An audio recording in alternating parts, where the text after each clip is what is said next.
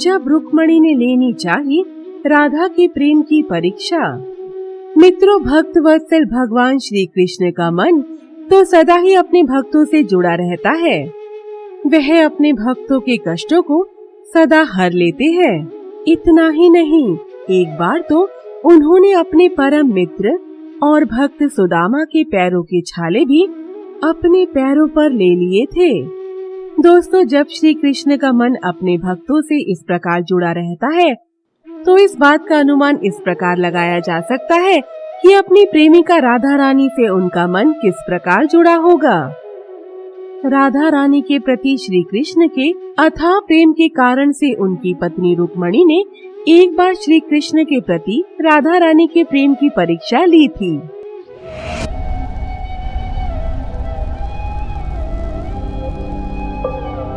आप सभी का बहुत बहुत स्वागत है हमारे चैनल ज्ञान और वैराग्य में। आज की इस वीडियो में हम आपको बताने वाले हैं उस घटना के विषय में जब रुक्मणी ने लेनी चाही थी राधा के प्रेम की परीक्षा। इस सृष्टि में जब भी राधा रानी का नाम लिया जाता है तो उनके साथ भगवान श्री कृष्ण का नाम भी अवश्य लिया जाता है, क्योंकि दोनों ही नाम एक दूसरे के पूरक हैं। राधा जी का नाम श्री कृष्ण के बिना अधूरा है और श्री कृष्ण का नाम राधा जी के बिना। समस्त सृष्टि को सच्चे और निर्मल प्रेम का मार्ग बताने वाले भगवान श्री कृष्ण और राधा रानी भले ही विवाह के बंधन में ना बंधे हो और श्री कृष्ण का विवाह रुक्मणी से हुआ हो, परंतु श्री कृष्ण के हृदय में राधा रानी के प्रति प्रेम सदा ही बना रहा। आज भी समस्त सृष्टि श्री कृष्ण और राधा रानी का नाम एक साथ लेती है और कोई भी श्री कृष्ण के साथ उनकी धर्मपत्नी रुक्मणी का नाम नहीं लेता। इसके पीछे का कारण है श्री कृष्ण और राधा रानी का अटूट प्रेम।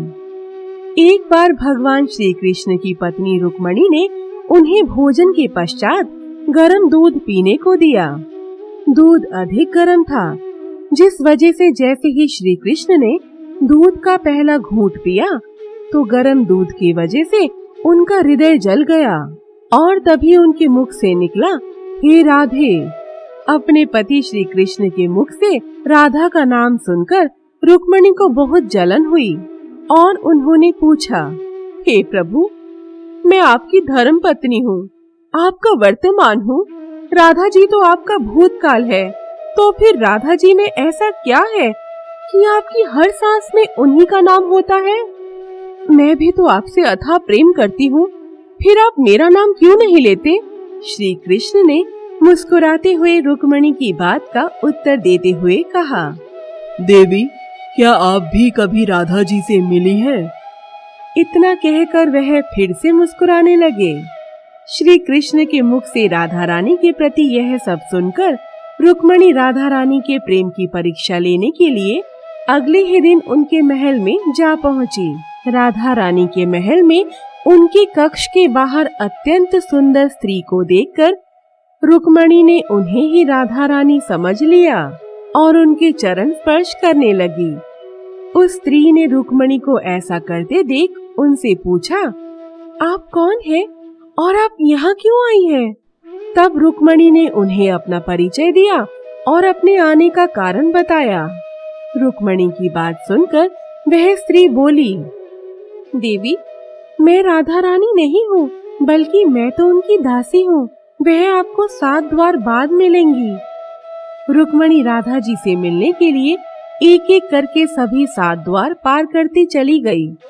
उन्हें हर एक द्वार के बाहर एक से बढ़कर एक अत्यंत सुंदर दासियां मिली, जिन्हें देखकर रुक्मणी सोचने लगी, यदि राधा जी की दासियां इतनी रूपवान और तेजवान हैं, तो राधा रानी स्वयं कितनी सुंदर होंगी। यह सोचते हुए वह राधा रानी के कक्ष तक जा पहुंची। कक्ष में पहुंचकर जैसे ही रुक्मणी ने अत्यंत तेजस्वी और रूपवान मुख को देखा, जिसका तेज सूर्य से भी अधिक था, वह समझ गई कि यही राधा रानी है और वह उनके चरणों में जा गिरी।